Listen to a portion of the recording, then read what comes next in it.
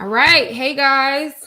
What's up? So tonight, I haven't made an official name for this new little segment that I want to do, but basically what it is I'll be covering credit, financial news, just important news as it pertains to just all sorts of finance. So it doesn't always have to be necessarily credit because there's not really a lot of updates with credit. But there are a lot of things that goes on in the financial world that I like to talk about and give my opinion on and break down in a way that everyone can understand what's going on. So I don't know what to call it. If you guys think of like a cool name that I can call it, let me know. It'll be on the YouTube channel. It'll be like a little series basically. So if you guys come up with like a cool name, I definitely want to hear it.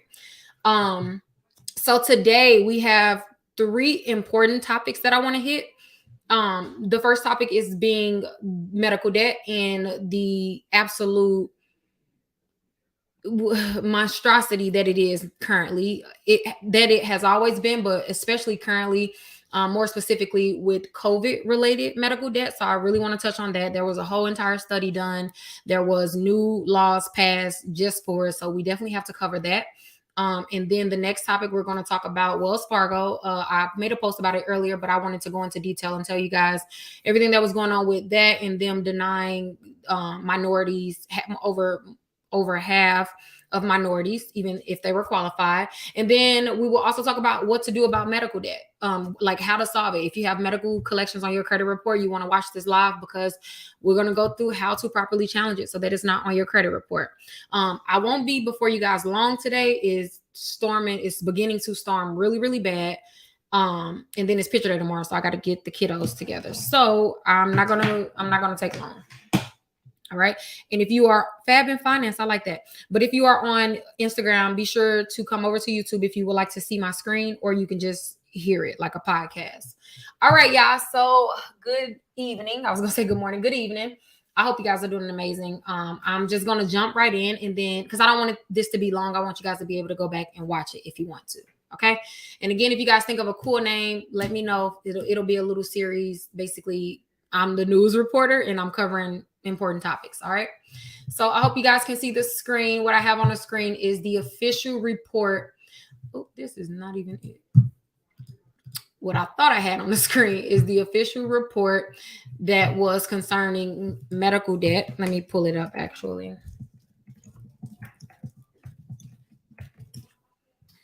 Hold on, y'all. Where I actually downloaded it. I don't know why I ain't just pull it up from my downloads. I thought that was the link this whole time, child. Oh, here it goes. It's right here.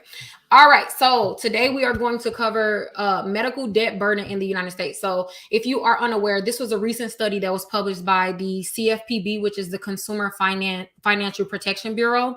And basically how you can think of the CFPB is they're the principal to the credit bureaus, essentially. So not just to the credit bureaus, but they are there to protect consumers against unethical practices as it pertains to credit, finances, and all other things. It's not just credit, but they did a study because there has been medical debt has skyrocketed in terms of how it's reporting on credit reports, in terms of the money that these health insurance providers are making. It is insane. We've never had medical debt jump up this far and be this much of a burden on anyone's credit report ever in the history of the United States. It's the worst that it's ever been right now. And it's largely due to COVID. So I don't want to we'll get into it as I talk about the article. But so basically this is about 54 pages. I won't bore you guys with the whole thing. I'm just going to talk about just like the important points on this. And like I said, it was just a study done directly from the CFPB, who has no horse in the race. Like they're a neutral party, and they've done a study. The study that the results of the study that they found, and one of the things that was super surprising to me is the fact that since June of 2021, I actually said 2020 earlier, but 21. So literally last year. So since June of 2021, there has been over $88 billion added to credit reports medical. I'm going to repeat that. It's March. It is March of 2022. So literally since June of 2021, which is every bit of few months ago, 6-7 months ago, whatever, there has been $88 billion in medical debts that has been added to consumers' credit reports. So that means that that's just a delinquent. That's just a delinquent medical debt. If it's not delinquent, it was never added to credit reports. So that's not counting the total number. Like the number is probably freaking 3 times that, which is insane. We are not even 3 months. We're just 3 months into the year. And since June of 2021, there has been 88 billion, not million, bro. We're saying B's, $1 billion of medical debt added to consumers' credit report. This makes medical debt the number one debt in the world. And I know you guys are probably thinking, like, hasn't it always been like that? No, it has not. It has not always been like that. So as of 2021, 58% of all third-party debt collections were medical, 58%. So well over half, well, not well over half, but over half of collections on credit reports are medical today, as of today. Now, 15% of collections on credit reports are telecommunications debt. So this is going to be like your utilities, your cell phone bills, in case, they sent you to collections. That is considered telecommunications debt. But 58% is medical. 15% is telecommunications. And that's pretty much where they stopped the study. But I remember looking, and I believe 20% is credit card. Okay. But the purpose of this is we're going to focus on medical today. So past due medical debt reported to consumer reporting companies can appear on a person's credit report, right? And in order for a company to report on your credit report medically, they have to give you at least 160 days to cover the charge, like pay off your balances, pay off your copays. One of the things that they found, they found like a problem with when they were doing this study, is the fact that there are so many charges. Obviously, there are so many charges when it comes to medical. Like you're charged $50 for Tylenol, $60 for a Band-Aid, literally. But one thing that they literally made a whole entire law to change was, it's called No Surprise Act. And No Surprise Act is basically saying, like, if someone is in network, if they go to a hospital that is in network from their insurance company, it's covered, and they get there, and let's say the provider is not covered under their medical insurance, or they're not in network with their medical insurance, before the No Surprise Act was passed, the consumer was just SOL. Like let's say, let me put it into a real life perspective. Let's say you had a heart attack right now. You had to call the ambulance. They took you to the hospital. When you're having a heart attack, you don't get to choose what hospital you go to. They will take you to the closest hospital that can assist you, right? So No Surprise Act means that instead of being hit on top of the head with an astronomical medical bill because they chose a hospital that happened to not be in network for you, they can't do that anymore. They can't charge you an out-of-network fee for emergencies. If you didn't have, it is storming so hard. If you did not have a say-so, in where you went, they can't blame you for that, because prior to this, they were blaming you for that. If you literally had a heart attack, if you, God forbid, let's say you got into a car accident and you were not by your home, they're going to take you to the closest hospital. If that hospital happens to not be in network for your insurance provider, they can charge you a premium on top of the normal charges. And also, they just most insurance companies, they just won't cover it. So you have to foot that bill completely out of pocket. The No Surprise Act is supposedly going to prevent that going forward, but that was one of the biggest kind of like conclusions that came out of this study. Another thing that I found really, really, really interesting was the fact that Black and Hispanic people and young adults and low-income individuals of all races are more likely to have medical debt, right? Because they are more likely to not have medical insurance. Or if they do have medical insurance, there are less providers around to provide services for them. Okay. So, Black and Hispanic people were the largest group that were affected by this $88 billion added to credit reports. Older adults and veterans are also a marginalized group that was heavily affected by this. Veterans, which I was really surprised by that. So older adults and veterans were also affected right under the Black and Hispanic people. So I say all that to say, obviously medical debt affects anyone. No one plans to be sick. But there are obviously, a difference in it's a difference. It's a difference. A lot of Black and Hispanic people, unfortunately, they may not have medical insurance. They may not have a job that provides it, or even if they do have medical insurance, y'all, it's storming. Can y'all hear that? It's storming so loud I can't even concentrate. Like hell is like this hell is so loud. I feel like it's gonna break my window. Ooh, child. So, past due medical debt reported to a consumer reporting companies can appear on a person's credit report and lower their credit score. So, whether it's medical or a regular type of collection, it will affect your credit in a negative way. It'll affect it negatively. So, people are literally, because they got sick, they are now they have now went from great credit to bad credit because they had sick, something that they can't control. Something that they can't control. No one plans to be sick. No one can control if they are sick, especially if we are having a pandemic, you know? So because majority of this debt has come since June of 2021, it's heavily because of COVID, right? So we couldn't control that, you know. Even if you did everything you had to, even if you did everything you were supposed to do, you could have still gotten COVID. You can still get COVID. It's an airborne disease. Like, it's just, you know, there's really no way to prevent that. When it comes to testing and things like that, a lot of people had to pay out of pocket for tests. If you were not able to get a free test, you had to pay out of pocket. So there was a lot of debt that was accumulated because of COVID. And honestly, guys, even throughout this, and I read this entire thing front to back, even throughout this entire freaking thing, the only solution was, like I said, the No Surprise Act, but there was no like tangible solution in terms of let's override some of these medical bills. Let's, you know, do this.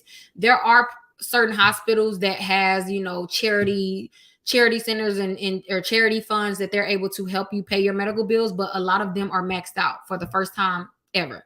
A lot of hospitals have maxed out their charity funds, has maxed out the amount that they're able to write off. Like it's not even like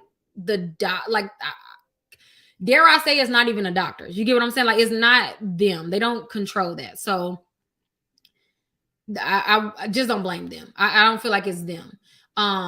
Medical bill amounts can be unpredictable and often vary widely based on patient and provider characteristic. Uninsured and out-of-network patients are often charged prices that are much higher than in-network. So that's what I was saying about the No Surprise Act.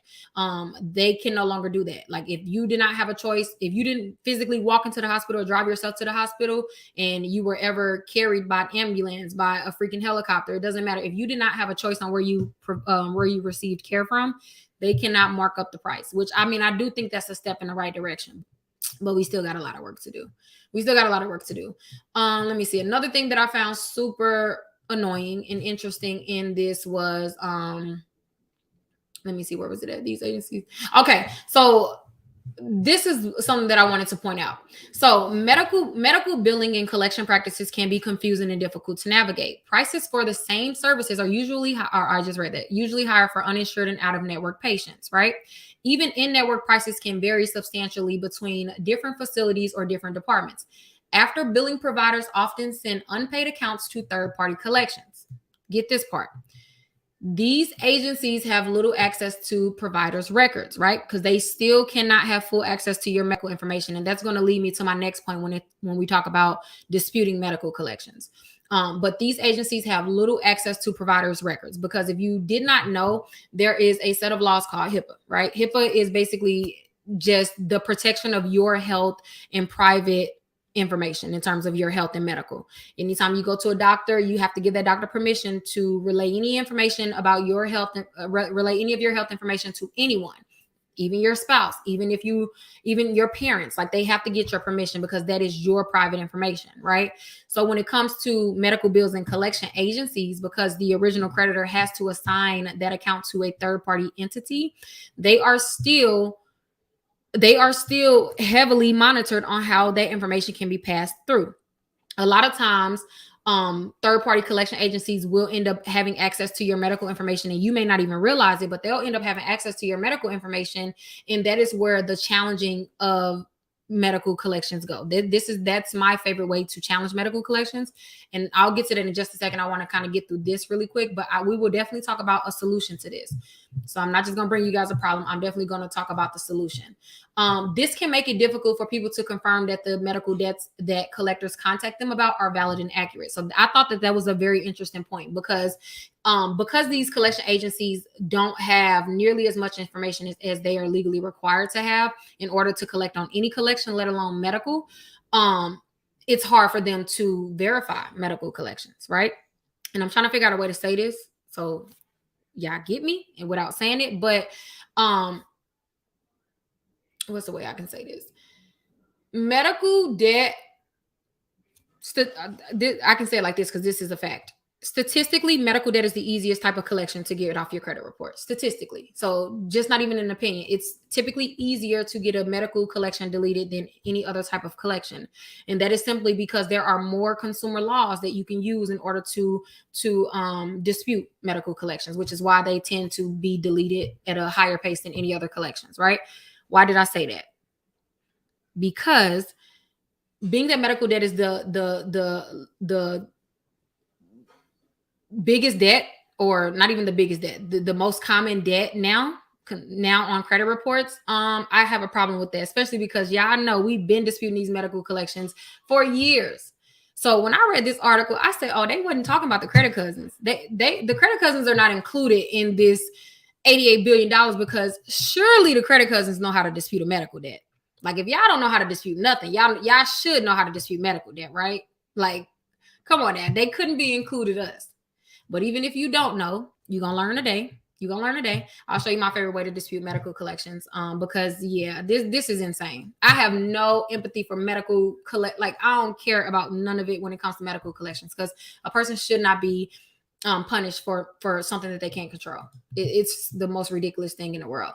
Once medical bills enter collection, they are often reported to consumer reporting companies, which is the credit bureaus. Medical debt collections on an individual's credit report can impact their ability to buy or rent a home, to purchase a car, to get credit cards, to do anything that will require you to have to be approved credit wise. Okay. So obviously we know that it affects us in a negative way, and you don't want it on your credit report. I see a comment that said, doesn't lenders ignore medical collections? So the answer to that question is yes and no. So it depends on, first of all, any derogatory account that's on your credit report, regardless if it's medical, student loan, whatever. But it doesn't matter what it is. If it's derogatory, if it's in a derogatory status, it will have a negative impact on your credit score regardless, and as well as your credit profile. Now, when lenders pull your credit profile, they can decide or choose if they would like to omit your medical collections or just place them on a lower importance, like on a, they will decide. So I know a lot of times when it comes to homes, buying a house, a lot of lenders will omit medical collections, right? But you have to understand that that's still being calculated into your credit score. So even if they omit it, you may not have the qualifying score because of that medical collection, if that makes sense. So it's always going to be best to obviously not have it on your credit report. Like, it's always going to be best to not have it. So yeah, that is pretty much the summary of that. Let me see if I missed any more important, because they just showed the differences between years ago and now. So for instance, as of what was this? Q1 of 2018, medical debt total balances and total trade lines from the CFPB panel 1 in 48 sample credit reports from one of the three major values have scaled by 48 to reflect. Okay, so this graph is saying basically it's showing you the increase of medical debt on credit reports in terms of dollars. This is billions, by the way. I meant to say that. This is billions of dollars. So this ain't just percentages. This is billions of dollars. So right now in the United States, it's 143 billion total. 143 billion totals on credit reports, guys, and 88 billion of that was from medical. Was since June of 2021.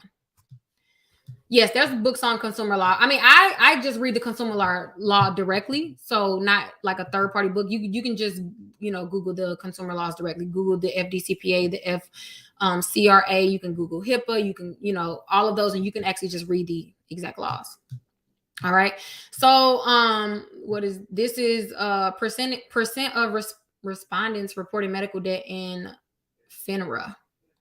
FINRA survey said that they had past due unpaid medical debt. while 19.5% of credit records in the CFPB panel at least one medical debt. Oh, okay. So in 2014, the good old times. In 2014, it said that it was basically medical debt claimed 19.5 of total debts. Now there is at 58%. 2014, yeah. No, and then even in 2015, 20%, and then 2018, 22%. And that jumped to 58%. Like, I don't know if this pissed y'all off, but it's just so, I just be so disgusted sometimes. So anyways, it goes on to talk about, I don't want to bore you guys with the whole thing, but basically the article goes, not the article, the study goes on to break down the different types of medical collections and just billing and collection practices, basically telling you, yes, it is legal for a medical collection to be on your credit report. We know that, except it's just not legal for your medical information to be exposed in that process, which it is a lot of the times. Even if you don't realize it, it certainly is a lot of the times. And then another thing that I found really interesting in this article, I don't remember what page it was on, but it literally said that the average time that someone spent in a hospital since June of 2021, since this $88 billion has accumulated, is 53 minutes. So you telling me that in 53 minutes, the average individual debt was over $6,000, right? So in 50 minutes, it cost you $6,000 when the doctor probably only seen you for 30 seconds, maybe a minute, asked you what was up, and then just threw something. And then just that was at least $6,000. And that's at the low end, $6,000. It's just so ridiculous. It is super ridiculous. Also, I would like to note that if your insurance company ends up covering your medical bill after it was sent to collection, that is an automatic deletion. Automatic. Like if you can prove that your insurance paid it after it hit your credit report, then the credit bureaus has to remove that off your credit report. They have to remove it. No questions asked. If you bring it to their attention and you can prove it, obviously, they have to delete it. They have to. And this was before this new No Surprise Act, but I did want to get into specifics on the No Surprise Act. So here it is. So it says, so there's a new act. It's called No Surprise Act, and it only pertains to medical bills. So surprise medical bills, new protections for consumers take effect in 2022. So in the closing days of 2020, Congress enacted and the president signed into law the No Surprise Act, providing new federal consumer protections against surprise medical bills. The measure was included in omnibus legislation funding the federal government for fiscal year 2021. But let me get to the important parts. No Surprise Act contains key protections to hold consumers harmless from the cost of unanticipated out-of-network medical bills. So surprise bills arise in emergencies when patients typically have little to no say in where they receive care. They also arise in non-emergencies when patients in in-network hospitals or other facilities receive care from ancillary services such as anesthesiologists, Lord, I can never say that, anesthesiologists, who are not in network and whom the patient did not choose. So do you guys understand what that's saying? So let's say you went to the doctor, you went to a hospital, you did your research and the hospital was in network. So you, in your mind, you should be covered when you receive care at this hospital. But let's say while you were in the hospital, there was an I can never say this freaking word. Anesthesiologist, Lord. There was an anesthesiologist who came to administer medication to you, and that person was not covered. So the office is the building is covered, the office is covered, but because there is a specific doctor in there that may not be covered from your insurance, you are still blamed for that, as if you can choose who provides you care at a doctor. It's so ridiculous. It's so ridiculous. So the good thing is they are saying that that's no longer allowed if the facility is covered. It doesn't matter who you receive care from within the facility. They cannot charge you an out-of-network fee. I don't even know how they was able to ever do that anyway, but that's a whole nother subject. Surprise bills leads to 2 and 3 adults receiving unexpected medical bills. So literally out of all the medical bills that's on credit report, 92% of them are surprise were said to be a surprise medical death. My bad, y'all. I'm trying to watch this dang on hell. 93% of them were surprised because of course you don't plan when you get sick. So I mean, that wasn't a surprise to me at all. Surprise bills can number in millions each year among privately insured patients. An estimated 1 in 5 emergency claims and 1 in 6 in-network hospitalizations include at least one out-of-network bill. So literally the fact that you can go to one hospital and receive multiple bills is already an issue, in which I don't understand why they did not address that, because I think that's predatory in its own sense, because it's not like you can choose to specifically, every single person that walks into the patient room and talks to them, you're billed for that. You don't choose that. But yeah, so I guess they're trying. So the trying is the No Surprise Act, which only covers the out of network thing. It doesn't cover I don't understand why there's no ceiling on how much that they can charge us. There's no cap on how much that we were able to be charged. The fact that if you can get charged $58 for a Tylenol, and this is a true story, I was charged $58 for one Tylenol. $58 for a freaking Tylenol.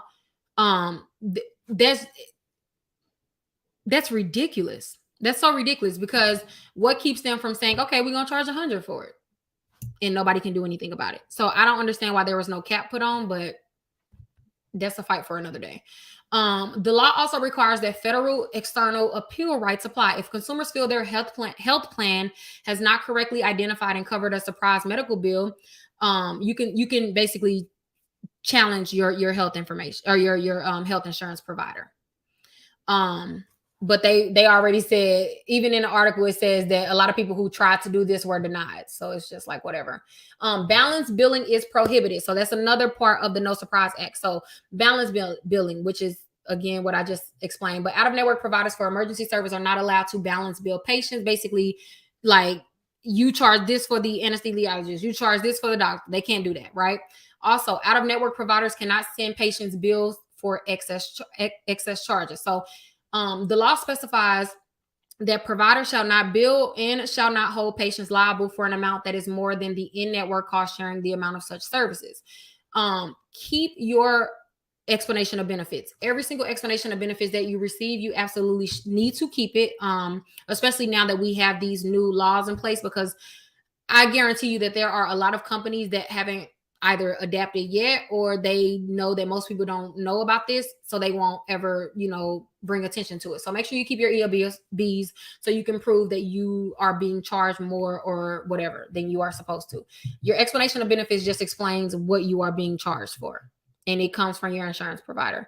And by the way, another thing that I found really interesting was, even if you have health insurance, because I want to get this out the way, even the individuals with health insurance, studies show that it made no difference. It made no difference, because the $88 billion is comprised of 49% of people without medical insurance. And then, 51% of people had medical insurance. And then 8% of people did not have insurance. So the numbers are damn near even, whether you had insurance or whether you didn't have insurance. Literally everyone has been affected drastically by this surge of medical debt. Like, there's no preventing it. So you have medical insurance and you're still being charged all these crazy prices. And if you don't have medical insurance, then you are going to be penalized for like tax wise. Like, it's like a lose-lose situation. And so blah blah the hell blah, because hold on, where my button at?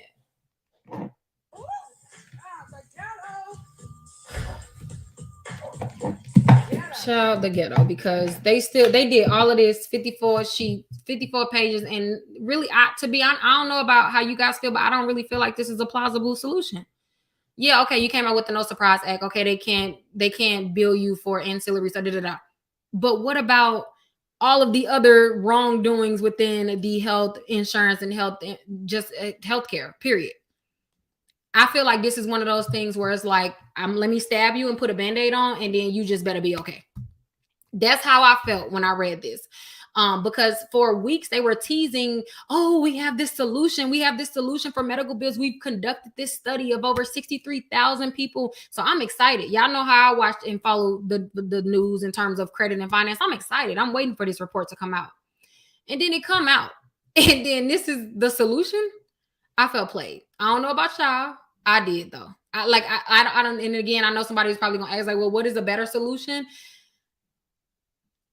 I have a lot of opinions, but I don't feel like this No Surprise Act does enough. Am I alone? Like, what? How do you guys feel about that? Like, do you feel like I get that it's a step in the right direction, and I'm not. I don't want to be. Yeah, I don't care if I'm gonna be too hard because I mean this shit is ridiculous. Like, $88 billion, and mind you, no one is relieved of that debt because this study has come out. They've seen this study come out and they've seen that it's ridiculous, and no one is relieved from of it. Like, it's still there. Like, yeah, you gave us an explanation on why it's there, but it's still there. So in my opinion, that's not a solution. But again, maybe I'm being a little too hard, but I don't know. I don't know. So it says and they even said it remains to be seen how new consumer protections will work in practice because they still don't know how it's going to work. So they still don't know. They obviously still don't know how effective the No Surprise Act is going to be. But again, if you are you going to retroactively take back these medical bills? No, we still got to pay them. Just going forward, it's not going to be like that. But I mean, what about the $88 billion?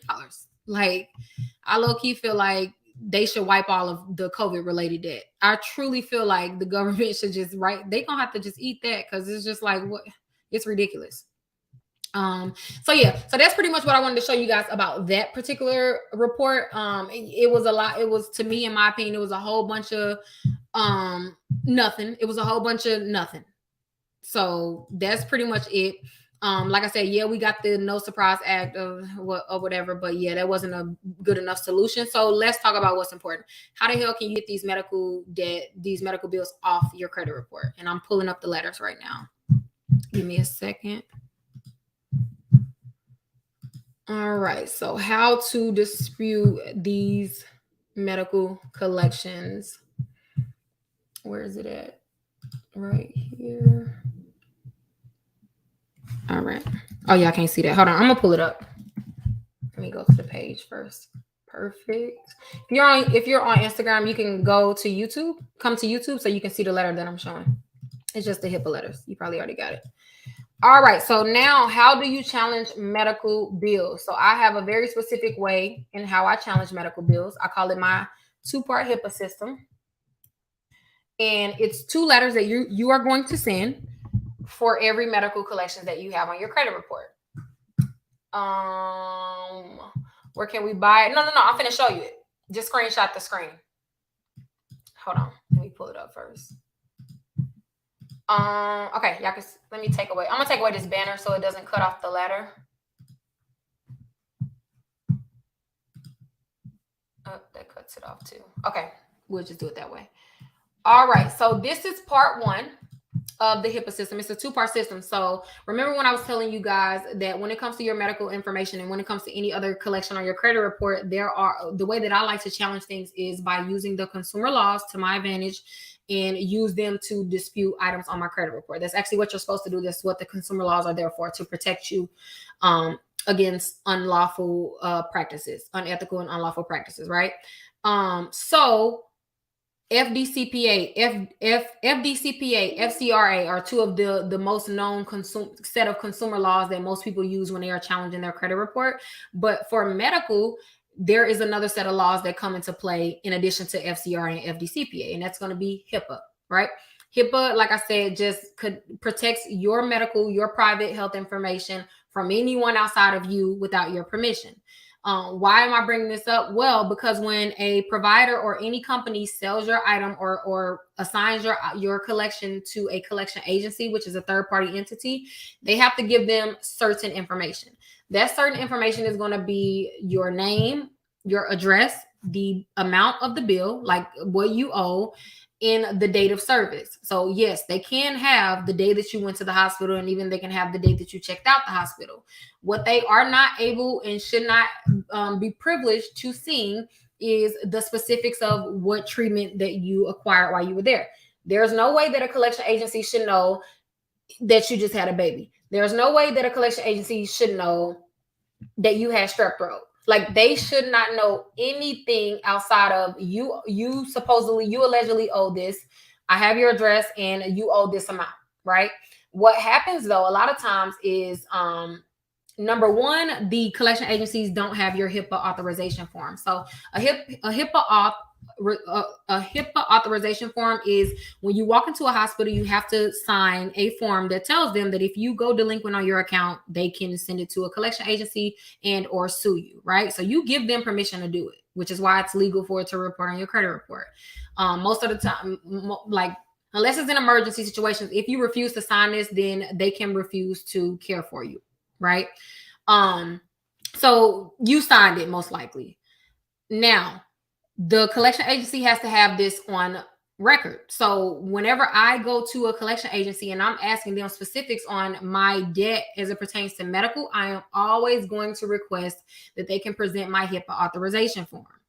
I have gotten hundreds of medical collections deleted off credit reports simply because the collection agencies did not house the authorization form. Simply because of that. So how would you challenge that is you would send this letter that I'm showing on the screen, which is part one of the system, because it's a two-part system. You would send this to the credit bureaus.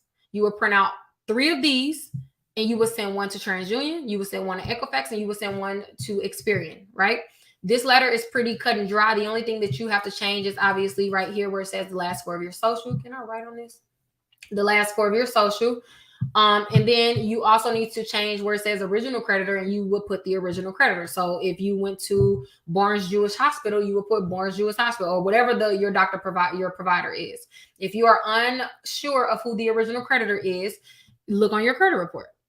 So there's no guessing when it comes to it. Make sure you guys pull your official credit reports. You can go to annualcreditreport.com and get a free copy of your credit report as long as you are able to verify your identity. You are entitled to 1 free copy a year, but right now they are allowing individuals to get it basically every week. So you can get a new credit report every single week for absolute free.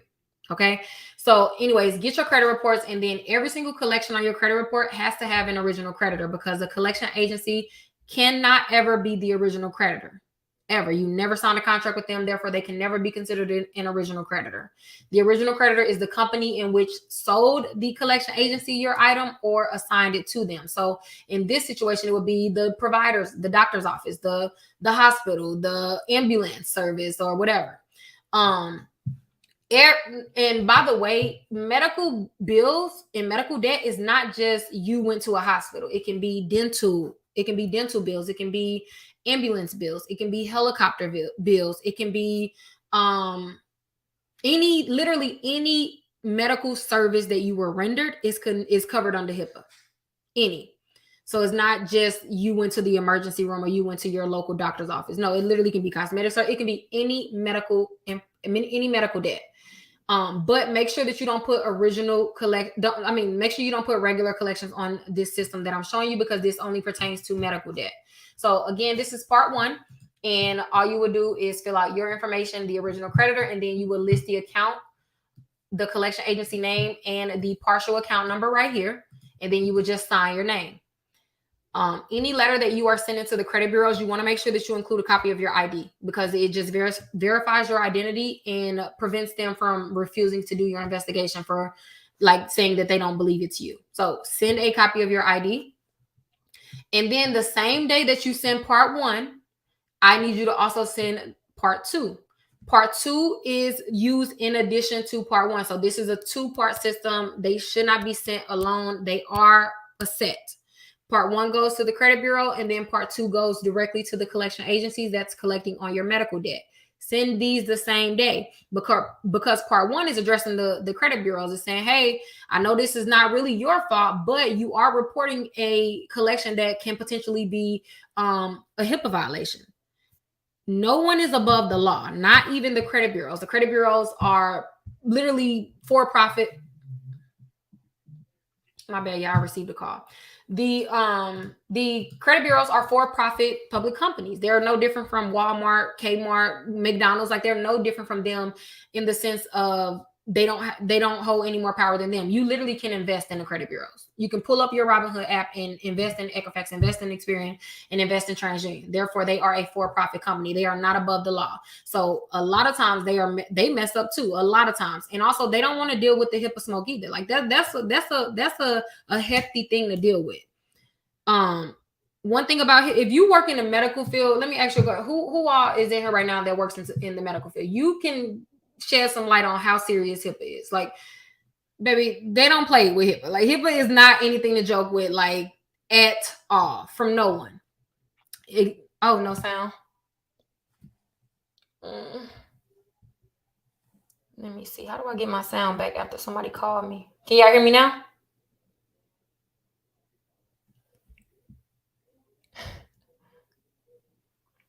Still?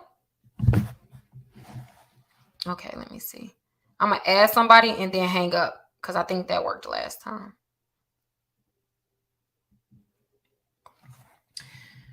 All right, y'all. Did y'all screen? I'm going to go back to part 1 so y'all can screenshot it while I try to get this figured out real quick. Yeah, HIPAA is very serious. Yeah, I know y'all can hear me on YouTube. It's Instagram. Okay, yeah. I'm going to hang up. All right. Thank you. Can y'all hear me now? We good? Okay, cool. Okay, perfect. So yeah, I know on YouTube y'all can hear me. I was talking because I also got Instagram on my phone. All right, so this is part 1. Make sure you guys screenshot this so that you can send it. Try not to change any words on this one. This one is very specific. The HIPAA letters are very specific and worded very specifically. Okay, so don't change anything. Let me show y'all. Let me just show y'all. This is part 1.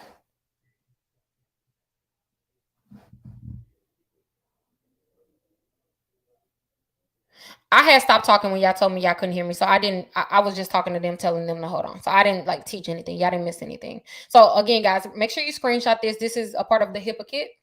Screenshot it and then retype it. Or if you would prefer to just download it, I do have the HIPAA kit on the website, which is it's $10.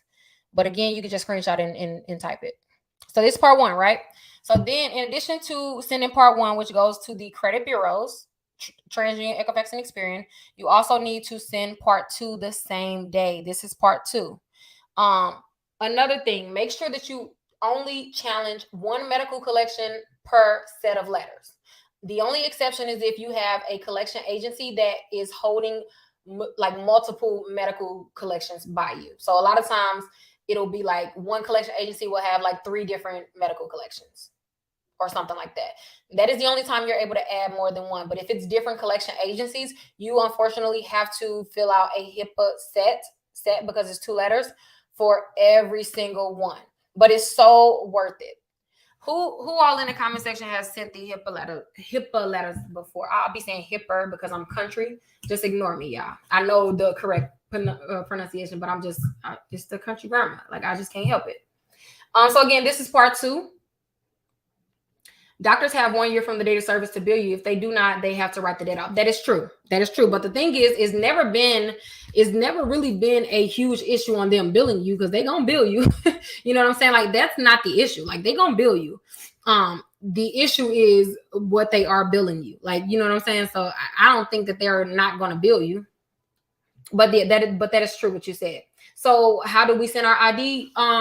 Make a copy of it. So if you have a printer or you can go to Office Depot or something and just literally copy it and print out.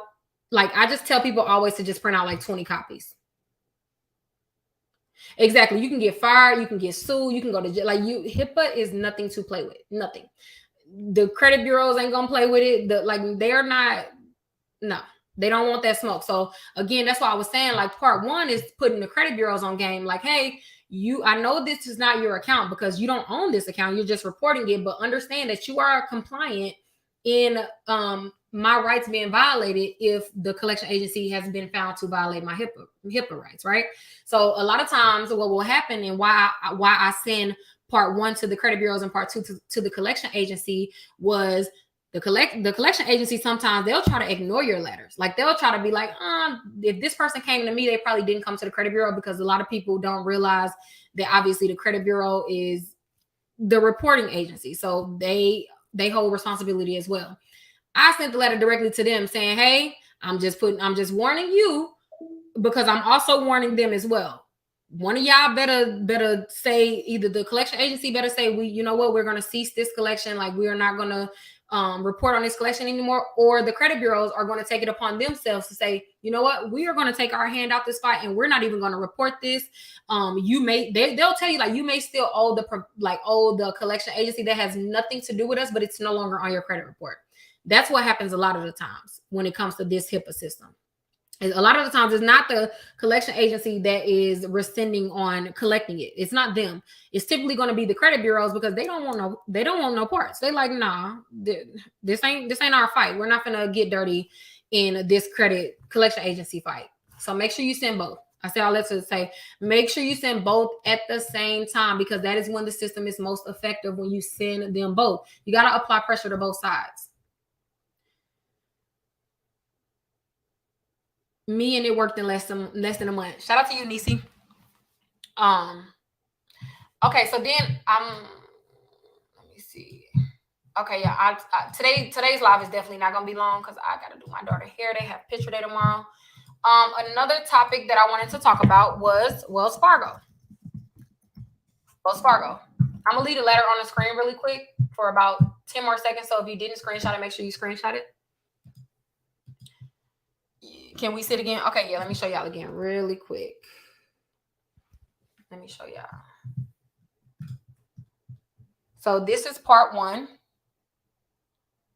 And yes, this is in the HIPAA kit. The website is roadto750.net. It's the HIPAA kit comes with 4 letters, so it comes with 2 follow-ups as well.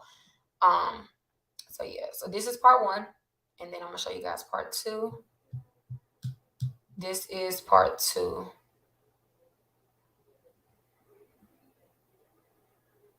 Okay, my arm tired. I know y'all got that. All right. All right, so let's talk about Wells Fargo. What has Wells Fargo done now? Because this is nothing new. It's nothing new. So we're just going to talk about what they've done recently. Okay, so let me pull up the article so you guys can view it with me. Oh, y'all not even looking at y'all looking at the letter. Okay, let me pull up the letter. I mean, the article. Okay, here it goes.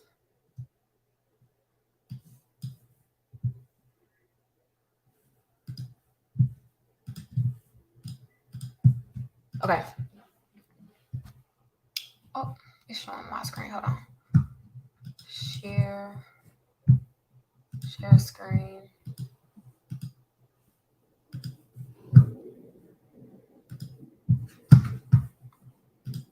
Girl, yeah, it's still storming real bad. That's why I'm really gonna get off.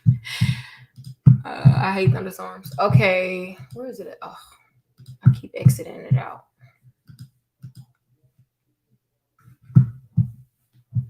Where is it?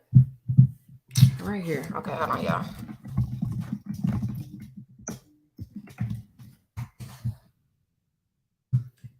Perfecto. Okay, so what is Wells Fargo in the news for now? All right, so Wells Fargo, let me make sure y'all can see my screen before I get to talking. Okay, perfect. So Wells Fargo has denied half of its Black applicants in mortgage refinancing. Boom. Oh my God, I just got another call. Lord, the sound didn't cut off again. Somebody call me on Instagram so I can just hang up so my sound can come back. Hold on. I know on YouTube y'all can hear me. Give me 1 second.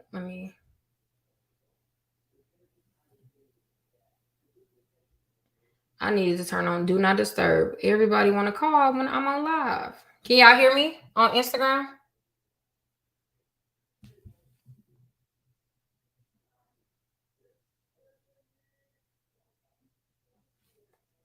Okay. Let me answer some questions while I wait on them. So I won't. Let me see. Do collection agency letter needs to be sent certified? It can. So if you are going to send one certified, I would absolutely recommend the collection agency one, not necessarily the credit bureau one, because it doesn't make a difference. So if you are going to send one, you can send both, but if you are going to send any, it definitely should be the collection agency. Okay, yeah, good. Cool. All right, so what I was saying is Wells Fargo has rejected half of its Black applicants in mortgage refinancing. Boom. So within the housing market within the last year or even 2 has been insane in terms of, if you are trying to buy a house, it's almost impossible. Like, it's a cutthroat market out there because interest rates are extremely low. They've come to a record low. So a lot of people obviously are wanting to refinance their home because they've gained so much equity in their home because of just the housing market. It's definitely a seller's market right now, meaning like if you're selling your home right now, you probably are getting the best deal that you will ever get. So because of this, a lot of applicants have wanted to refinance their home, obviously, right? To get the current interest rates because they're extremely low.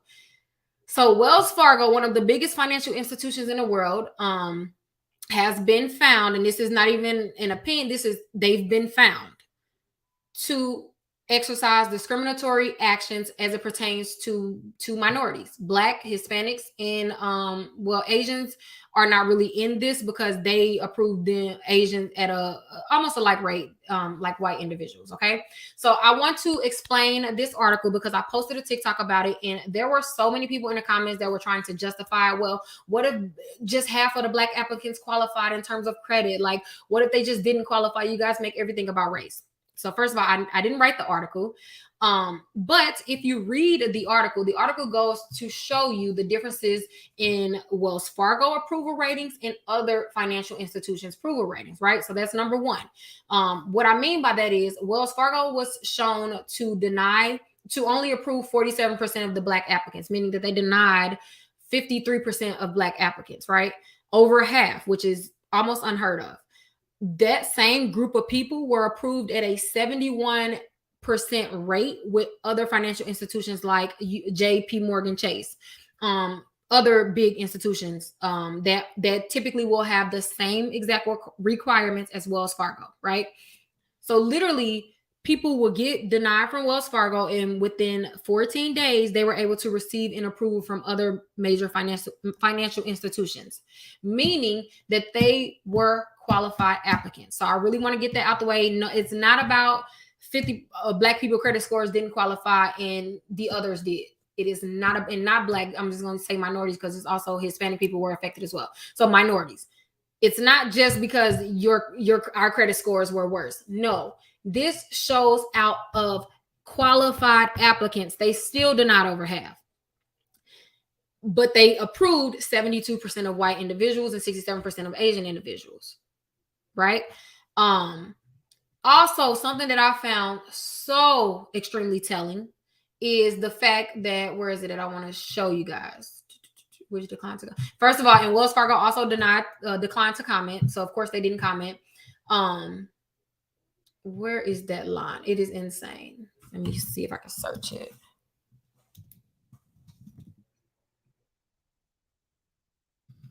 Well, okay, if I can't find it, I'm just gonna sum it up. So basically, the study also found that they were approving more low-income white individuals than the highest earning Black individuals. I'm gonna repeat that. So studies show that there were a higher percentage of approvals that went to low income white Americans than high income Black Americans. So quite literally, even if you qualify credit-wise, even if you qualify financially, even if you overqualify financially and you more than made enough to qualify, they still denied you and approved a person with way lower income than you because they are white.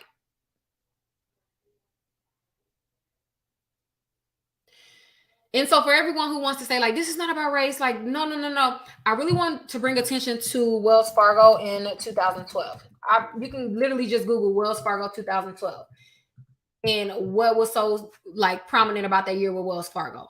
Well, Wells Fargo was found again to have discriminatory practices, and they were fined over $175 million because they were found to have racial and discriminatory practices. So this is nothing new with Wells Fargo. I wanted to point that out.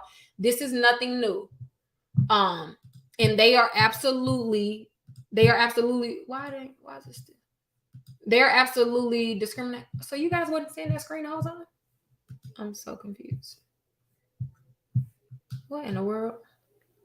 I don't know if y'all was seeing. I don't know if y'all was seeing the screen, but y'all heard what I was saying. So yeah. So even when it comes to high income individuals, and by the way, the article identified high income individuals with individuals making over six figures. So They were literally approving people that made 37-ish, because it's an approximate. So basically below $40,000, white individuals over Black individuals that made six figures. So they would rather approve a white person with a 40K income. And obviously it's not all about income, but when it comes to banks, the money is what talks, right? They would rather approve people with what is that? A fraction of the income. A fraction of the income they qualify, but Black individuals who made over six figures still did not qualify. Yeah, I'm trying to not say cuss words because we on YouTube. We on YouTube, so I'm trying to keep it clean. So yeah, I have no words for that. I'm just so over ish like that. But again, let's talk about solutions, because we're not even going to trip on that. There are other banks that deserve your business, and Wells Fargo do not. They just don't. I refuse to support a company that is going to be, you know what? And I don't want to say, I'm not gonna say that, but I refuse. I will never recommend a Wells Fargo product. I will never support them in any way. First of all, their credit cards suck. Let's start there. There's not a good credit card on Wells Fargo lineup, but that's a whole nother story for a whole nother day. First of all, they have astronomical fees, because I don't understand. I've been hating Wells Fargo. Can y'all tell I've been hating their ass? I mean, their butts. I've been hating them because, first of all, they're just a horrible bank in my opinion. They charge you. They put a fee on everything. They put a fee on everything. They charge you for everything. They nitpick you. No. There are so many other banks. First of all, credit unions are typically way better than big banks. You're going to have a better relationship with them, meaning that you'll likely get approved for things. You'll likely get approved for more things with a credit union than a big bank.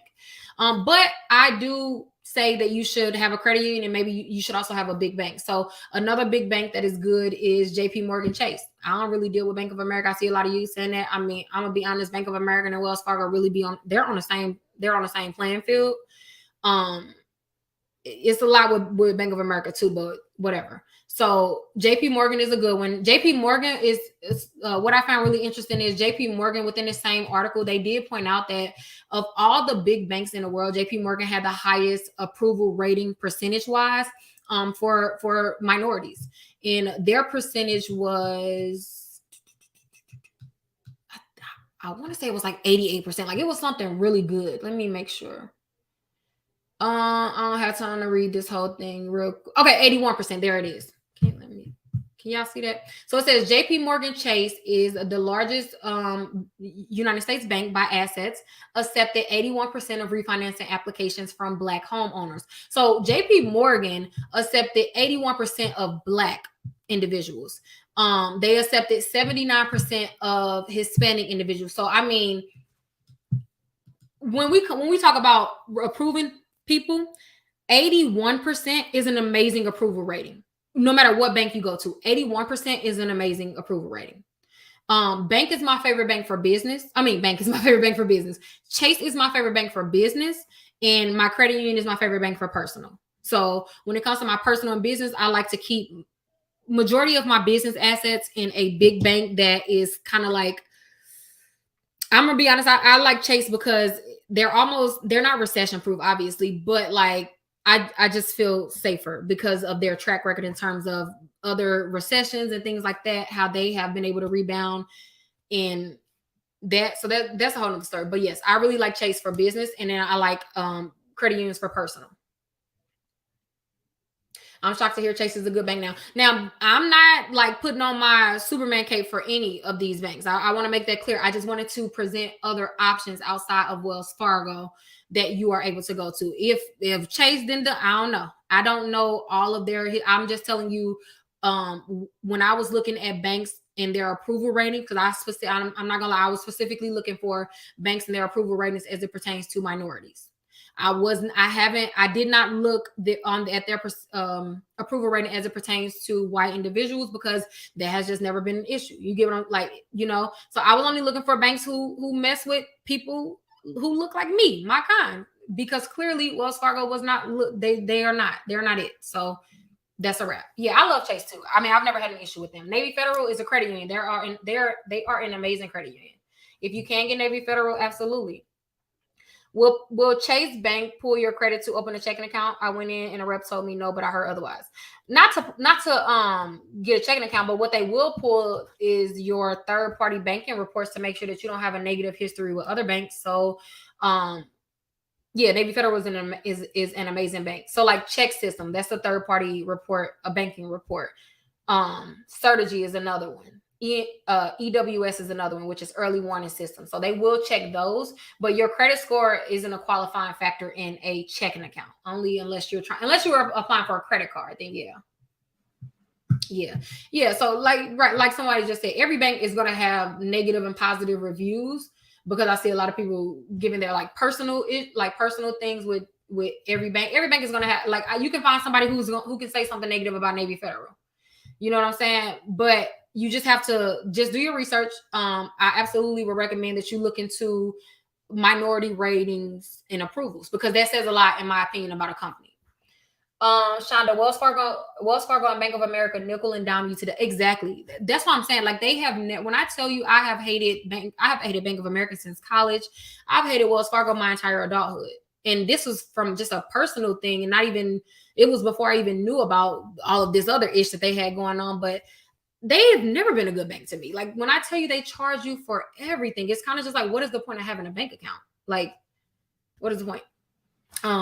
So yes, guys, let me see what else. Yeah, it ain't been a lot of stuff going on credit wise, because my original plan was to kick off my new little news show and have a lot of topics, but we ain't got a lot, because there's not a lot of things that has been happening in terms of credit. It just hasn't been a lot of things that has happened. So would you guys like for me to continue to give you guys weekly updates and rounding up all of the financial and credit news that is relevant to like credit, and like I said, things that may be relevant to you guys? Would you guys like for me to continue to do these little news segments once a week? Bank of America charge you $30 if you are overdrawn $5. Well, yeah, a lot. I mean, every bank gonna have an overdraft fee, but I don't even mind the overdraft fee. It's the other fees that they charge you for, because every bank gonna have an overdraft fee. Not every, because what's colleges cut all their overdraft fees.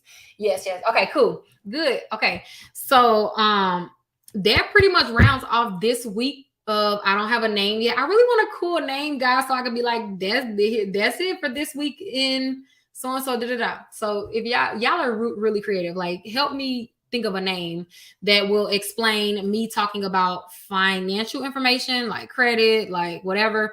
I want it to be like a cool little name, so I can get a little logo and we can have our own little news station.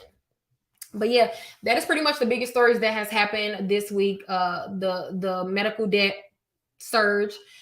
We talked about how you can get rid of your medical debt. All jokes aside, though, like real talk, all jokes aside, if you are a credit cousin, I'm gonna stop recording and then I'm gonna say it. Hold on. Okay, if you are a credit cousin, there is no fucking way that you should still be having medical bills on your credit report, child. Come on now.